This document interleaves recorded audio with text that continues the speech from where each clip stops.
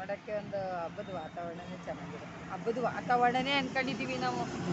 ಇವತ್ತು ಒಂದು 30ರಿಂದ ಒಂದು 40-45 ಸಾವಿರ ಜನ ಸೇರಿತ್ತು.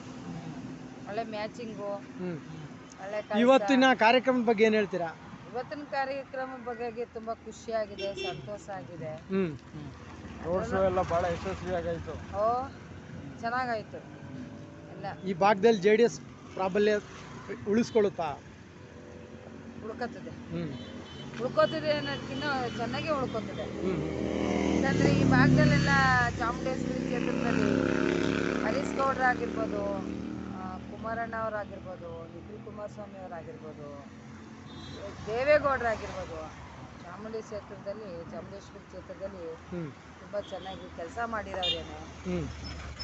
ನೆಕ್ಸ್ಟು ಹರೀಶ್ ಗೌಡ್ರಿಗೆ ಅವರು ಟಿಕೆಟ್ ಕೊಟ್ಟರೆ ಗೆದ್ದು ಬರ್ತಾರೆ. 2028ಕ್ಕೆ ಗೆದ್ದು ಬರ್ತಾರೆ. ಎಲ್ಲ ಕಡೆನೂ ತುಂಬ ಚೆನ್ನಾಗಿ ನಡೀತಾ ಇದೆ. ವರ್ಣ ಕ್ಷೇತ್ರದಲ್ಲೂ ಚೆನ್ನಾಗಿ ನಡೀತಾ ಇದೆ.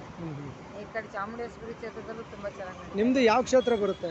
ನಮ್ಮದು ಚಾಮುಂಡೇಶ್ವರಿ ಕ್ಷೇತ್ರ. ಇದೇ ಕ್ಷೇತ್ರ. ನೀವೇನಾಗಿದ್ದೀರಾ JDS ಅಲ್ಲಿ? JDS ಅಲ್ಲಿ ಮುಖಂಡರಾಗಿದ್ದೀವಿ.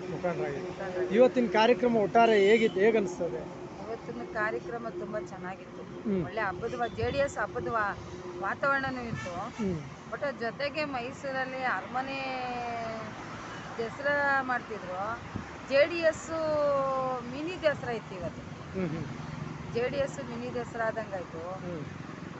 ಹಂಗಾಗಿ ಅವರು ಜಾತ್ಯಂತ ಜನತಾದಳ ಸರ್ಕಾರ ಇವತ್ತು ಮಾಡಿರೋದು ನೋಡಿದ್ರೆ ತುಂಬ ಖುಷಿ ಆಗುತ್ತೆ, ಸಂತೋಷ ಆಗುತ್ತೆ. ಮುಂದಿನ ದಿನಗಳಲ್ಲಿ BJP JDS ಮೈತ್ರಿಯೊಂದಿಗೆ ನಡೀತೇವೆ ಅಂತ ಹೇಳಿದ್ದಾರೆ. ನಡೀತಿದೆ. ಅವರು ಚೆನ್ನಾಗಿದ್ದಾರೆ, ಇವರು ಚೆನ್ನಾಗಿದ್ದಾರೆ. ಇವರು ಗೆಲ್ತಾರೆ, ಅವರು ಗೆಲ್ತಾರೆ. ಓಕೆ. ಒಂದು ಎರಡರಲ್ಲೂ ಯಾವುದ್ರಲ್ಲೂ ಕೂಡ ಇದಿಲ್ಲ. ಅಂದರೆ ಇವಾಗ ಕೇಂದ್ರ ಮಂತ್ರಿ ಅವರು ಎಲ್ಲ ಕಡೆನೂ ಪ್ರವೇಶ ಮಾಡ್ತಾ ಇದ್ದಾರೆ ಅಂದರೆ ಈಗ ಅವರು ನೆಕ್ಸ್ಟು ಮುಖ್ಯಮಂತ್ರಿ ಆಗ್ತಾರೆ ಅನ್ನೋದು ತುಂಬ ಆಸೆ ಇದೆ. ಹಾಗೆ ಆಗ್ತಾರೆ, ನಮ್ಮ ಭರವಸೆನೂ ಹಾಗೆ ಆಗುತ್ತೆ. ಈಗ JDS ಎಲ್ಲಿದೆ ಕೈ ಕಟ್ಟಕೊಂಡು ಕುತ್ಕೊಂಡಿದೆ ಅಂತ ಎಲ್ಲ ಹೇಳ್ತಾರೆ. ಎಲ್ಲೂ ಕೈ ಕಟ್ಟಕೊಂಡು ಕುತ್ಕೊಂಡಿಲ್ಲ. ಎಲ್ಲ ಕಾರ್ಯಕರ್ತರು, ಮುಖಂಡರುಗಳು ಮೂಲೆಯೂ ಕೆಲಸ ಮಾಡ್ತಾ ಇದ್ದಾರೆ. ಯಾರಿಗೂ ಏನು JDS ಕಾರ್ಯಕರ್ತರು ಯಾರಿಗೂ ಏನು ಮೋಸ ಆಗಿಲ್ಲ, ಯಾರಿಗೂ ಕಮ್ಮಿ ಇಲ್ಲ, ಯಾರಿಗೂ ಕೆಂಬು ಇಲ್ಲ, ಯಾರು ಮಾತು ಆಡುವಿಲ್ಲ. ಇನ್ನಿಂತ ಬರ ಕಾಲಕ್ಕೆ JDS ಅಲ್ಲಿ 2028ಕ್ಕೆ ಮೈಸೂರು ಸರ್ಕಾರದಲ್ಲಿ ಯಾರ್ಯಾರು ಬಡ ಕುಟುಂಬ ಬಾಡಿಗೆ ಕಟ್ಟಕ್ಕಾಗದೆ, ಮನೆಗಳಲ್ಲಿ ಜೀವನ ಮಾಡೋಕ್ಕಾಗದೆ, ಊಟ ಅವರು ಕೂಲಿಗೆ ಹೋಗದೆ ಕಷ್ಟಪಟ್ಕೊಂಡಿದ್ದಾರೋ JDS ಇನ್ನು ನೆಕ್ಸ್ಟ್ ಬರೋ 28ಕ್ಕೆ ಅವ್ರು ಮುಖ್ಯಮಂತ್ರಿ ಆದರೆ ಇಡೀ ಮೂಲೆಯಲ್ಲಿರೋರ್ನೆಲ್ಲ ಆಯ್ಕೊಂಡು ಮನೆ ಕೊಡ್ಬೇಕು.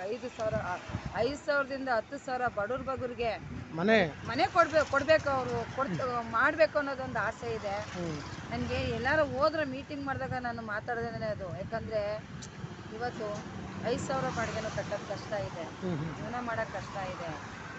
ಆ ಜೀವನದಲ್ಲೂ ಕೂಡ ತುಂಬ ಏನಾರ ಮಾಡೋಕ್ಕೆ ಹೋದ್ರೂ ಕೂಡ ಒಂದು ಬಡವರು ಕೂಲಿ ಕೆಲಸಕ್ಕೆ ಹೋಗ್ತಾರೆ, 500 ರೂಪಾಯಿ ತರ್ತಾರೆ. ಮಕ್ಕಳು ವಿದ್ಯಾಭ್ಯಾಸ ಮಾಡೋದು ಕಷ್ಟ ಆಗಿದೆ, ಬಾಡಿಗೆ ಕಟ್ಟೋದು ಕಷ್ಟ. ವಸತಿ ರಹಿತ ಇಲ್ಲದವರಿಗೆ ವಸತಿ ಕೊಡಿಸ್ಕೊಡ್ತಾರೆ, ಕೊಡಲೇಬೇಕು. ಯಾಕಂದರೆ ಇಷ್ಟು ಎಲ್ಲ ಮೂಲೆಯಲ್ಲಿ ಗುಂಪಾಗು ಮಾಡ್ತಾ ಇರ್ಬೇಕಾದ್ರೆ ಯಾರಿಗೆ ನಮಗೆ ಅಂತಲ್ಲ, ಪ್ರತಿಯೊಂದು ತಾಲೂಕಲ್ಲಿ ಜಿಲ್ಲಲ್ಲೂ ಕೂಡ ಬಡವ್ರಿಗೆ ಮನೆ ಕೊಡಲೇಬೇಕು, ಮಾಡಲೇಬೇಕು ಅವರು.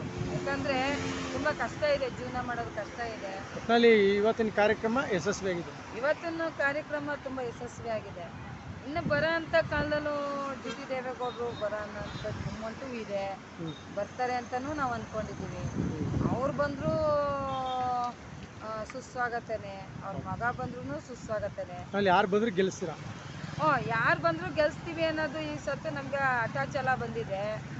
ಅವರು ಕೇಂದ್ರ ಮಂತ್ರಿ ಕುಮಾರಸ್ವಾಮಿ ಅವರಾಗಿರ್ಬೋದು, ನಿಖಿಲ್ ಕುಮಾರಸ್ವಾಮಿ ಆಗಿರ್ಬೋದು, GT ದೇವೇಗೌಡರಾಗಿರ್ಬೋದು, ಹರೀಶ್ ಗೌಡ್ರಾಗಿರ್ಬೋದು, ಅವರೆಲ್ಲ ಚಾಮುಂಡೇಶ್ವರಿ ವರಪುತ್ರಗಳು.